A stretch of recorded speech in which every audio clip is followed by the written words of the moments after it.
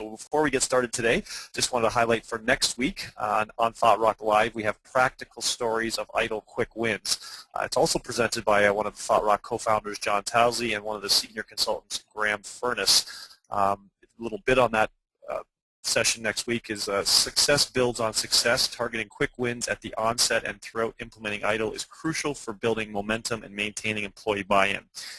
Is your organization moving to ITIL best practices? Are you challenged with loss of momentum and dwindling support? What short-term goals will establish early success? How will you communicate and celebrate these quick wins? So please join John and Graham as they discuss and share prescriptive advice for creating early success during ITIL implementations and key learning. We always ask for some key learnings for our folks in these 30, 35-minute sessions. How to generate quick wins, knowing where to look for initial quick wins, techniques for communicating and celebrating wins to gain momentum, how to establish and clearly communicate goals and expectations, and real-life ITIL implementation success stories. So again, that's next week, next Tuesday, 12 p.m. Eastern Standard Time. With that, today we have Mr. Towsley, again, a Thought Rock co-founder, and he is going to talk about ITIL, and is ITIL awareness program really necessary? And why should organizations do it, and what is the best way to go about it? So I'll let John continue on with the intro for today. I'll turn it over to John Towsley, and please, as Wanda mentioned, post your questions. I'll either interrupt John on the fly, or we'll try to get to everybody's questions before the end in the question and answer. So John. Fantastic. Thanks, Rick. Just a quick note, actually, we spoke about ITIL awareness last week. So this week we're going to talk about adoption and making that relevant with real-life examples. But, the other sessions, by the way, in this secret series have been recorded, as many of you will know. So I will refer to some of the things we've discussed previously, and if you want more detail, you can always go back and pick that up in those presentations that are recorded for posterity. So as we go through today, I'm going to talk about examples from my experience, our experience really as a company and working with our customers.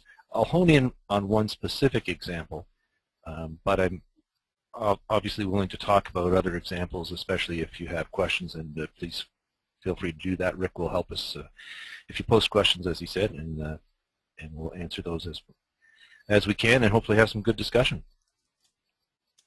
So let's get right on with it here. Oh, there we go. So really what I want to do today is talk about what we've observed from our practice, establish a model that you may want to work from. It's one that we use and have used successfully, and I'll illustrate that with a case study. So hopefully that will derive to the learning objectives for today. So just as an observation, many experts agree that the end of the world as we know it will be the result of an accident. And accidents are the undesired result of a change. Relating that to our world, what we discover is IT spends much of its time creating and adopting change. So if you take that to its logical conclusion, some IT dude will end the world as we know it, which is maybe a pessimistic view, but I like to use this really to get people thinking about our role as IT professionals and how we impact the businesses that we work in, and how that might be improved through looking at processes and adopting things like best practices such as ITIL. So are these questions familiar to you? We need to improve our incident management because we have so many incidents to manage. That's often where we see people starting their process improvement journeys. We need configuration management so we can reduce the time required to respond to our incidents. We're going ITIL. I'm not sure how many of you have heard that, but I've certainly heard it a number of times. It's usually followed by some wonderful time frame comment like 6 months, or we're going to do this in a year, something like that. So here's some questions to think about as we go through the presentation today, and if you feel like commenting on them now, go ahead through the question box. How do you know your process needs improvement, or your processes or processes? What bothers you about processes not having improved? Well, that's a funny sentence, but what bothers you about not having improved your processes? Too many processes in that sentence. think about what would happen if your process was improved, and maybe more importantly, what would the benefit of process improvement be to your organization? Those are really some key questions that we like people to think about before we engage in any kind of an ITIL adoption project or process. And I'll talk a little bit about the model we use here, and as I said, then we'll drive down and talk about real-life examples of how this has happened. The first place to start from our perspective is to look at your current reality. These are concepts that we borrowed partly from our expertise in corporate education and adult learning, and stem out of some research by a fellow named Peter Senge and a book called The Fifth Discipline. It's actually, at this point, fairly old, maybe 20 years, but it's still, in my mind, very relevant. So we look at that current reality, and then we also sort of say, well, we need a vision. And you'll recognize some of this terminology or some of this concept as it ties back to ITIL and some of the things, for those of you who studied ITIL Foundations or further courses. The vision really is that, if you think about the word vision, it's that picture. It's where do I want to be and what's that going to look like? And the connection between these things sometimes can be a really big stretch. So if you think about that, those arrows maybe as an elastic band, in a lot of our lives, where we are today and where we would like to be, or where our CIO or VP tells us they want to be at some point in the future, creates what we call some kind of creative tension here. So ideally, that isn't stretched too tightly. In the cases where it is stretched too tightly, that is, as a practitioner, you can't see how you can achieve that vision. Maybe because the time frame, as I alluded to earlier, is unrealistic. You know, we're going to implement or adopt ITIL in 6 months. If that happens, then what happens is you get emotional tension, i.e. stress. And what you need to do with that is channel that energy back. There are a couple of ways to do this if you think about it. What most people and organizations will do, if you think about that arrow being stretched too tightly, then I really have two options. What quite often happens, and it's sort of human nature, is we lower the vision. So we'll say yes, yes to the person who set this this lofty goal of, you know, adopting ITIL in 6 months, and we'll start down this path, and then as we get down the path, when it becomes apparent that we can't get there, we'll lower the vision and say, well, you know, there's all kinds of reasons that couldn't happen. These other projects came up, and la la la la. So we essentially start to make some excuses about that. What you want to do is take that emotional tension and be very pragmatic about how you channel that energy back. And it starts by understanding what your current reality is. If I understand clearly what my current reality is, then I'll understand the time frames and resources required in which to actually release that tension by moving the current reality up. And from my perspective, that's what successful organizations do in adopting ITIL. So we look at this as kind of journey management, and as I said, I am going to get to some practical sort of examples here, things that I've seen happen. But it really starts with that IT business vision. And obviously, from an ITIL perspective, you want that business vision to be tied to the IT business vision, tied to your corporate vision. And that's all important work, and it comes really in the strategy phase. And you need to look at all of those strategic components. So what are the business drivers? That is, what are the external drivers? What are the guiding principles for your organization? What business environment are you operating in? You know, your industry, the economy, obviously those things are changing very dynamically over the last 2 or 3 years, more so than even the previous 10. And I don't personally see that slowing down too much. What are the customer requirements, internal and external customers? And then looking again at that current reality and mapping from the current reality to a realistic development plan and a roadmap. So I'm going to show you the way we've seen successful organizations do that. And is easiest probably to do that through a case study. So in this particular case, we had a client come to us and say, gee, can you help us and our organization implement configuration management? Seems like a fairly straightforward request. The fact that they're asking indicated to us that they at least had some organizational awareness, if not competencies, in the adoption of ITIL and those best practices. And it seemed to us that the place to start was say, well, what have you done so far? So here's what they had done. Their initial actions, they hired some consultants, two will remain nameless, and they created, developed, documented the core processes. In this particular case, this was around ITIL version 2, but it's probably not that relevant because most of us in our early stages are only putting in 5 to 10 at the most processes or are trying to adopt those. They did what we see happen in a lot of organizations. All of the employees, full-time employees in that IT shop were trained in ITIL foundations and encouraged or if not pushed to certification, foundation certification. So it seemed like a fairly reasonable approach. The outcomes of that initial action, there was a high level of awareness in that IT organization. They had all started using a common language as one of the big benefits and objectives from an ITIL adoption. And they had a binder full of processes, well defined. The net effect was some modest improvements. And if you stop and think about that, it'd be interesting to hear from people on the call today or the webinar today.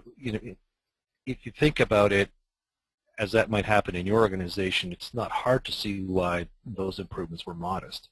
And we'll talk about that in more detail as we go through. So we came in and sort of said, well, you've done some good things. From our perspective, they had spent a small fortune, but, you've learned lessons, so they had some modest improvements and, really had come to us because they wanted better improvements and a better return on investment from any further actions that they took with respect to process improvement. So we applied our journey management principles and really said, well, first place to start is identify what that current reality is. Then we need to work with you and clarify the vision. Where do you really want to be with respect to your process maturity and process improvement, and under what time frames? And we'll help you figure out whether those are reasonable or not so that we don't have too much tension and we have creative tension. So we need to understand the capabilities and weaknesses and formulate an agenda for change. That's a very purposeful phrase, formulate an agenda for change. So not to confuse change here with change management, the ITIL process. What you're trying to do with process improvement ultimately is change the behaviors of individuals within your organization. So it's interesting that you can document best practices and you could come up with a big stick and say, thou shalt follow this process. And we talked in some of our earlier presentations, if you had the chance to join Jill Donahue and you'll remember the conversation about how to influence behaviors. If you haven't, I strongly recommend you go back and view that presentation. Just an incredible amount of value, and we got great feedback from the people who did attend. But just to further that point, you are trying to change behavior, and you need to understand that adopting or improving processes is going to be a change for the people in your organization, and you need to think about that and how that happens. So in order to do that, we apply a methodology. Feel free to steal it, borrow it, adopt it to your own causes. We could provide more detail. We'll go through it at the high level today so you can see a real-life example. But we really said, okay, how do you establish that current reality? Well, 3 parts to that, really. The first is an executive briefing and buy-in. I'll talk a little bit about that today. I touched on it in more detail in our last presentation. We did a preliminary scoping exercise, so really basing from the current reality, what do we want to accomplish, and drove to an outcome in the first phase, which is a decision point that we need to do a detailed assessment to really nail down exactly where the organization was at that point in time. Then we went through a process to clarify the vision and establish the capabilities and weaknesses. And I'll show you how we do that. We use the capability maturity model. Actually, I'm missing an I there. It should be I for infrastructure, CMMI. Won't go into too much detail today, but many of you have probably seen it. The capability maturity model initially was developed for the Department of Defense in the U.S. Because they needed to understand when they outsourced software development whether the organization was very mature or very immature or completely ad hoc. And there's a direct relationship. You could hire a summer student to build a database and access. And if that access database is not critical to the organization at all, that's maybe okay. At the same time, if it's a GPS system that's being used to manage and control information and operations in the field, especially if that's in the field of war, then you want to make sure whoever's developing that software has very mature processes, and you can be 100% confident in the outcomes and the time frames and so on. We also used the ITIL self-assessment tools in this particular case. You'll notice here that I provided the link so you can head out there later if you want to. As Rick mentioned, this is being recorded. You'll notice it says V2 here. I'm not aware that it's been updated for V3, but for most of the core processes that you'd want to look at, this is still a very valid tool. And it's available to do online, or you can actually download the Excel versions, and I'll show you very quickly some of the outputs that come out of it. But that's a great way to help the organization establish at a detailed level what that level of maturity is currently and essentially clarify their current reality. Then we formulated the agenda for change. And this is a methodology that we've used in almost all of the consulting engagements or work we've been engaged with customers. And that really looks like an agreement on where we are today, what is our current reality, and that target or to-be state. So you'll start to recognize some in the ITIL terms, where are we now, where do we want to go, how are we going to get there. It's all of that same stuff. We just don't necessarily always use the ITIL language. But we looked at each of the processes that the organization wanted to focus on and agreed on that. And then we identified some quick wins. We'll talk more about quick wins with Graham in a future presentation, but I'll touch on them quickly today. And the reason for that, and as I said, we'll talk about it more in the future, the reason for quick wins is because it's part of that agenda for change. If you were engaged with Jill's presentation or go back and look at it, you'll sort of remember on one of the stair steps, one of the keys to success is reinforcement, and that's what quick wins do. The last piece here is a prescriptive roadmap and a development plan, and I'll show you a quick example of what that looked like. So this is a methodology. It's the one that we use. These are our words. Just about everyone I've seen who's sort of worth their salt in the ITIL world, who's helping organizations with implementations or adoptions or doing any consulting, will follow a very, very similar process or model. So let's get into some of the detail on this. The current reality really looked like an executive briefing. It's about a 4-hour session. That's where we started at least. And ideally, and in this case it did include the senior management, the CIO, and in this case his direct reports. And what we looked for an outcome from that and got was a preliminary agreement on the maturity levels and priorities for processes. So remember, in this case, a customer had come with a question, can you help us build or improve our configuration management?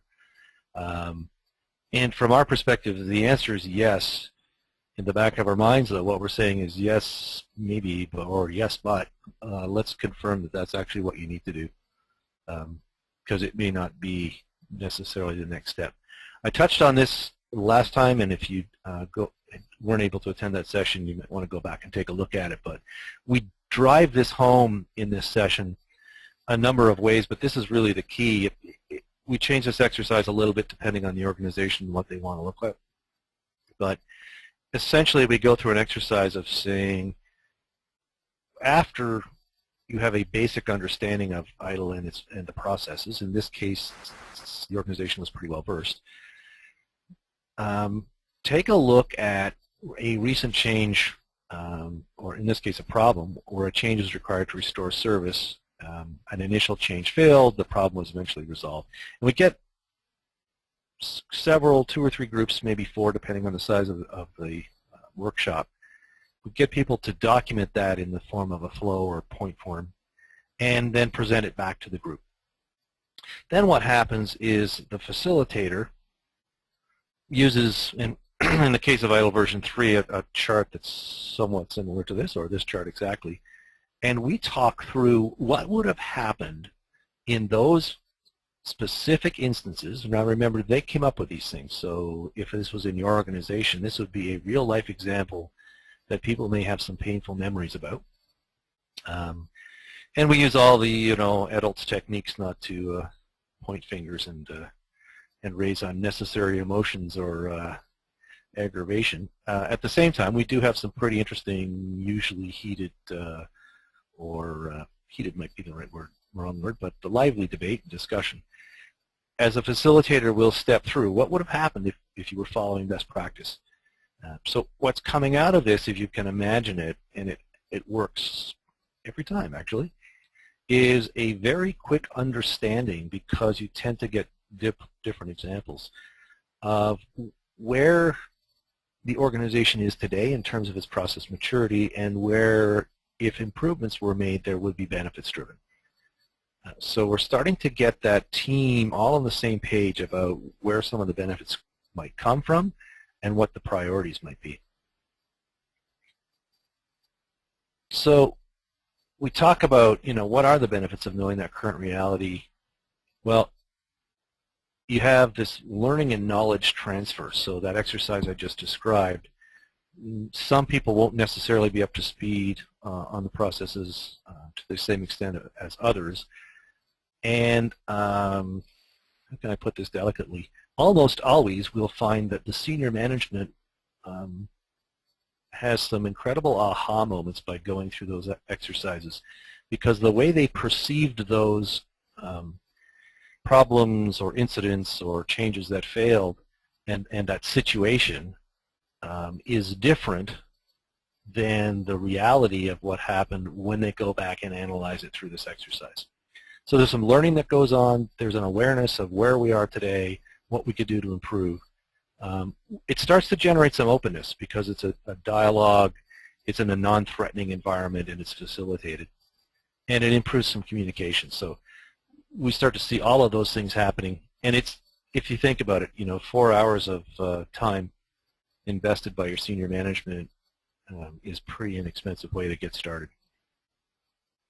Especially if you compare that to paying somebody to come in and document all of your processes for you, create flowcharts and detailed step-by-step documentation, and leave you with a 3-inch binder. So next step, once we've gotten there, we really need to accept that current reality, clarify the vision, and as we talked about earlier, formulate this agenda for change. So in this particular case, when we did the executive briefing, terrible slip of the tongue there, executive briefing, we did that overview of the processes, the preliminary assessment on a CMMI scale, and I'll show you that example in a second, a preliminary priority roadmap, and that consensus I talked about earlier to proceed with a detailed assessment and roadmap. Then we proceeded with that detailed assessment. We used the ITIL assessment tools I referred to earlier.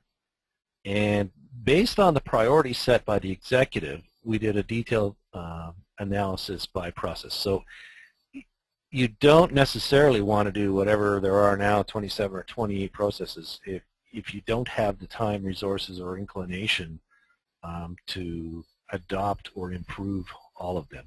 So you're dealing with a subset, which is a manageable sort of bite-sized chunk. We used the tools to get specific automated questions and answers. We also did some personal interviews, email questionnaires to managers and supervisors. In our particular case, a technique that we like that really works is we'll also spend time just watching, usually at the service desk, because that's kind of where you see all of the activity and can follow things back.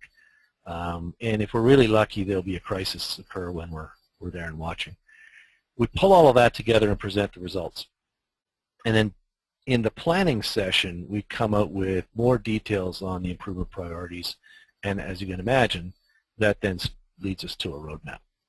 So that's kind of the way that all transpired in this organization. They went through this, these steps with us. So once again, the executive briefing, kind of 1 day, 4 hours, I think. That assessment and observation happened over about a 30-day period. Right? And then we actually mapped right through to a preliminary project plan in Microsoft Project. John, a quick question. Sure. I'm assuming what you're describing here typically starts at the most senior executive in IT, at least their involvement. Any suggestions on if that's not the case, but somebody more within an organization in another group that wants to get going and wants to follow this kind of a methodology, but just the top at this point is going to be kind of the top of the food chain would be within that department.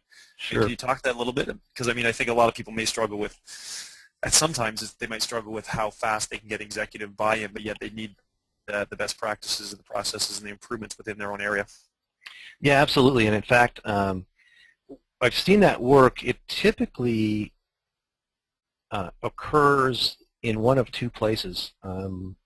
Originally, almost exclusively, it occurred in the service desk or on the incident management process. And the reason is what happens is you get the help desk manager or service desk manager. They get a lot of heat from the senior executive because the senior executive CIO or whatever you call that person, maybe she's getting a whole bunch of calls saying, why is your help desk the helpless desk? And my people can't get support and yada, yada, yada. They go down to that service desk or help desk manager and say, it comes back to that earlier statement, right? We need to improve incident management because we have too many incidents to manage. And what tends to happen is service desk managers who are sort of worth their salt go looking for how does somebody else do this, and whether they get that sort of through, they may be a member of the HDI or they've heard about ITIL, they will come back to best practices and generally come back to ITIL. So I've seen that happen, and then those people can absolutely use this methodology as a subset just to improve the areas under which they control. So yeah, it absolutely can be done. And the good thing about that is what tends to happen is once you see benefit there, then the rest of the IT organization kind of looks and says, how did you do that? And right. It does lead to that executive buy-in, or can lead to that executive buy-in. Did that answer the question? Yeah, and just another quick question probably on that, about one of the previous slides, is who helped develop the subset and what members of the organization participated in that exercise? Okay, I'll come back to that. So, well, I'll show you, but the answer is, in this particular case, remember this organization had paid an international company big bucks to come in and document all the processes, so the CIO was already on board in terms of the need to implement best practices, i.e. ITIL. So in that particular case, it was the CIO, their direct reports, and one level further down, so supervisors and managers. So in that room, we had people responsible for service level management, change management, problem management, configuration management, such as it was. The service desk, we had service desk supervisors, and so on. So I think about, it was a pretty big group in this case, about 20, maybe 16 people. If that answers the question. And then, great. Yeah, so just to skip back real quickly, I'm still kind of talking about it, but the process we used there was that awareness session, and I'll show you some of the detailed outcomes in a second. So one of the first things we did is, after everyone's got that awareness and say, hey, we think we can improve process, this is where we use the the CMMI model. Now, this is actually our twist on how to use it. The CMMI model I mentioned in an earlier presentation is designed to give a capability rating to all of IT and or the IT service section, and not to be used process by process, but we find it really effective to agree on these definitions with that group of people in terms of establishing our current reality. So remember, they've gone through that exercise and intuitively they've looked and said, woo, we need to fix our change process or improve it. We need problem management. We need to do some service level management, whatever that is, configuration management. Now we're agreeing using this scale where they think they are today. So this is before the detailed evaluation using the IT self-assessment tools. We're just kind of picking some numbers and saying, where do you think you are? You know, you don't do it. It's ad hoc. It's repeatable, but not documented, and so on. So that group of 16 or 20 people is going through and saying, hey, we think these are the processes that we should be looking at, and we'll use that scale. So in this particular case, they really took a look at 5 and said, yeah, you know what? Here's where we think we are based on everything we went through right now as a preliminary guide. You know, incidents at a 1, changes at a 2-, configs at a 1-. The pluses and minuses, you'll notice, I didn't talk about those earlier, and they're certainly not part of the CMMI model, but human nature is such that during those conversations, people will say, well, I think change is a 2, because we do it consistently and we have a regular change meeting or CAB, and we do all that wonderful stuff, but it's not always exactly done the same way, so maybe it's a 2-. So that's the kind of thing we allow to happen, because you don't want to force anybody into, strange or odd sort of boxes, right? You want this to be an open discussion with all the benefits we talked about earlier. So what we're coming out of this with is a defined or desired maturity level, and usually people will say at 1, 2, and 3 years from now for each of the processes. I talked about this a little bit in an earlier presentation. A lot of organizations will start by saying, I need a 5-year plan. And I don't know what genius in the first place came up with the idea that we can all see 5 years into the future, but I think it was somebody back probably in the 1970s, because I don't know about any of you, I can't see that far out. I'm lucky if I can figure out what's going to happen 18 months from now. And it's just the world that we live in. At the same time, I can probably get a pretty good idea of a year, maybe 2 years out, and 3 years is kind of fuzzy, but that's not a bad horizon. So we generally recommend you don't go much further than that. Note also, and if you've studied ITIL, you'll know this, not all of these processes are going to need to be level 5. It may not make sense in your organization to have a problem management process that's fully mature, or a configuration management process or whatever. So we look at that, and then we assign the priorities to each of the processes by area for each of those years. And this drives a very interesting discussion, and in this case of this organization it did as well. What becomes apparent by going through this exercise, one of the things we want the organization to learn and understand, is that the processes are interdependent. So it's really interesting to have a great change management process, but unless you do some level of configuration management, problem management, and incident management, that process can only get so mature. And certainly the reverse is true, and a lot of, you were asking, Rick, about where else, or can you start at an individual level? For sure, and one of the things that also happens is the service desk manager may implement some best practices, then they get stuck and say, I can't get past the level 2 because our change management process keeps creating all kinds of wonky incidents because nobody follows it, or it's not well followed, or not mature enough. So the organization, through this process, also starts to see and understand the interconnectedness of these. So in this particular case, once again, this is very high level coming out of that executive briefing process. We start to say, okay, so where are we currently? You recognize those numbers from the previous slide. what do we want to do year 1, year 2, year 3? In their case, they actually said, well, you know what, we want to strive for each of these processes. We think they should all be level 5 for our organization. And I don't know when that is. We're not going to put a time frame on that yet, but if you ask me ultimately what my vision was, and a lot of this, frankly, was driven by the CIO, and that's okay. You know, his vision was that at least these core processes, ultimately, he wanted to strive to have them very mature, because he felt that it was critical to the organization and critical to his success in leading the IT component of that organization. So, fair enough, right? You never say no if that's what the organization believes it needs to do. And in this case, probably was. They're not there yet, but it doesn't hurt to have a goal to strive to. So let's talk a little bit about that roadmap development. In this case, remember they called this in to do configuration management.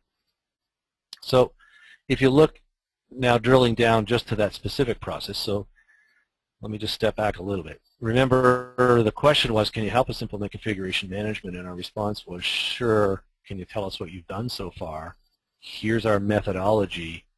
And as you can see so far, what came out of that is, actually, we're not ready to put config in because our change process is a 2- and our incident management process is a 1. So we actually have to improve those either before or simultaneous to trying to install configuration management. So just take the simple case of config. It's absolutely pointless to hire a bunch of summer students or something and go out or buy some software and document your configuration to whatever degree you decide to do that if there's no change management process in place, because in 3 months all of that data is obsolete. So you have to kind of step back and say, hey, these things are connected, and how are we going to do this?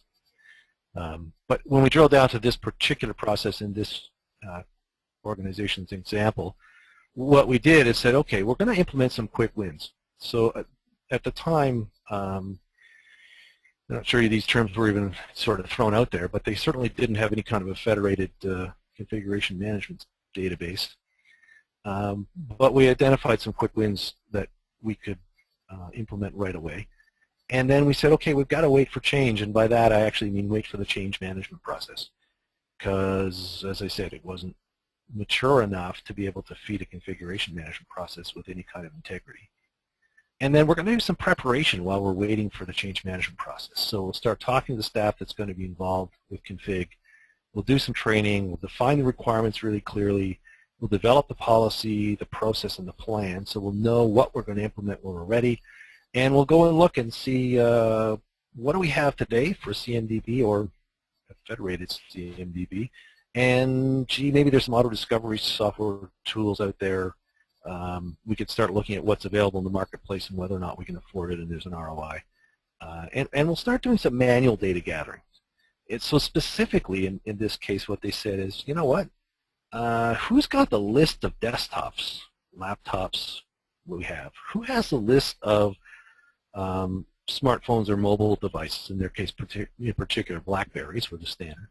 Right? Who knows where those things are and who has them all? And where's that information kept?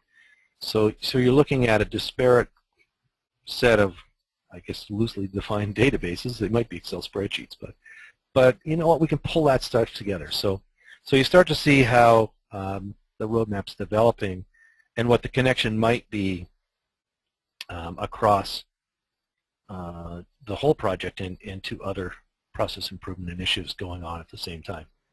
Hey, John, just want to do a quick time check. It's 12:41, so I'm not sure All right, great.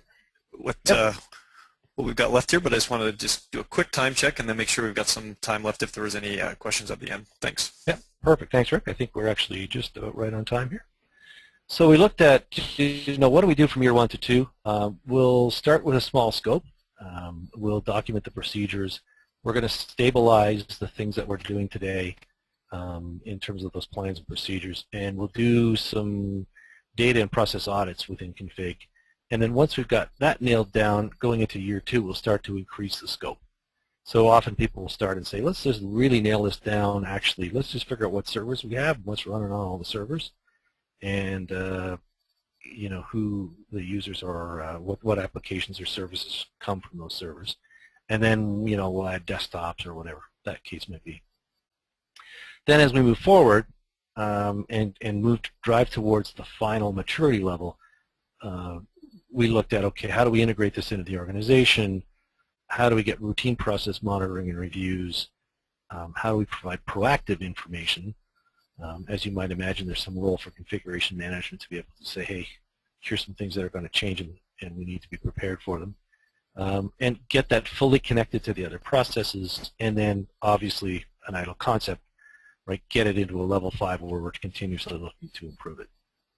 So just a couple of quick examples. This is an example of the outcomes from the ITIL self-assessment if you haven't seen them. And what you see here, all the different lines, the black line is really what the ITSMF calls a pass. And then each of these categories across the bottom is represented by a sequence of questions in the self-assessment. So do we have management intent? That is, has somebody step forward and say, yeah, we're going to do this process, and we have rules defined and people in place to do that kind of stuff. So the lines represent different responses we got from different groups of people with respect to config. So some people were very optimistic about where they were. The green line actually is where our process consultants rated the organization. And that's just kind of a reality check in a number of ways. And so when we first saw this, what the CIO and managers were all kind of focusing on this area and saying, you guys are crazy. How can you possibly, tell us that's where we are and we think we're better than that and you just want consulting dollars? We said, no, relax. Because if you look at quick wins, if you just take this step, create an internet set or an intranet area for configuration management, assign the proper staff, post the existing information, and refresh them routinely, and add a link to the change form to those. They could have been Excel spreadsheets we were recommending. Then what we see is you can actually drive up that maturity level in these areas significantly, and our assessment of where you are will change. And that's hardly going to cost you any dollars, and you don't need any of our help. So it just gives you an example of, and we'll talk more about them in our next session on quick wins, but the kinds of things you can do. So there's one preliminary example. So year 1 to year 2, start small scope, document the procedures, stabilize, and then begin increasing scope, as I mentioned earlier. And so what I'm trying to do here is to show you a real-life example, of the methodology that we used, and then drill down to one particular process so you can kind of see the results and what happened and how the organization drove forward. So just to wrap things up here, the way that we've seen successful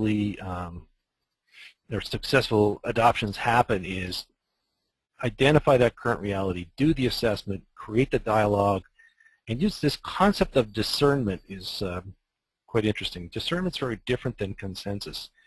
So in some organizations, you'll start out with a senior management saying, it has to be like this, follow my lead and do as I say.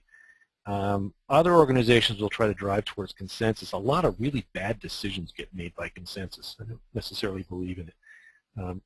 I think discernment is the appropriate word. It's a combination of kind of management direction and consensus. You're working with people to say, hey, we may disagree or agree to disagree on some points, but collectively there's an understanding that this is the best way to go, and these are the things that are the priorities, etc. So you take that holistic approach, create that shared vision, so we're all in this together, get alignment between IT and the business units, and develop that roadmap. Start with those quick wins, and once again, referring back to Jill's session on influencing behavior, really important on that stair step that says I'm trying. You need positive reinforcement, and you need to celebrate those quick wins and share them. You develop a project plan. It needs to be incremental, detailed, and integrated, right? The processes, you need to understand, I can't do this in change until, or in configuration management until change reaches this stage. That's kind of the summary. Excellent, thank you. And we just had some questions there that we asked you earlier on the fly, and I don't know if anybody wants to take a minute to post some of their questions before you log out. We'll definitely get John to address them. If you bring up the next slide, John, just in terms of the contact information as well, if there's any follow-up questions or anything else you wanted to ask or suggestions for topics, all those things that were mentioned on the at the beginning of the session, there's the phone number, there's the email address that will make sure that all that the questions get to the right person. But again, John, I appreciate the I guess this is the fourth part of the series that we started on ITIL implementations. Is that correct? I think it is, yeah. Okay, so two more coming up. And again, for those of you that are interested in the next part of the series, next week on Thought Rock Live, as mentioned, we have the practical stories, continued practical stories. Is that correct, John, on ITIL Quick Wins? Yeah, exactly. Yeah, just want to make sure we got the right ones. So Yep. Again, we'll build on that, and more information will come out in the Thought Rock newsletter. But as of right now, John, don't see any other questions posted. So I think we'll leave it at that. We'll leave the slide up just for a minute for folks to take down the information. And John, anything else that you wanted to add, or anything else to set up next session that's coming up? Sure. I think, in this particular case, if I would add, if people, are really interested in seeing specific examples of roadmaps or project plans, certainly be willing to share those. Have to change the names to protect the innocent, but can do that. And then, yeah, next week we're really looking to get a little more detailed about what some of those other quick wins are and where we've seen success stories, and hopefully share some of that with the audience. Excellent. Okay, great. Well, thank you again. Thank you, everyone, for joining, and we'll sign off and hopefully see you back next week. Thanks again, John.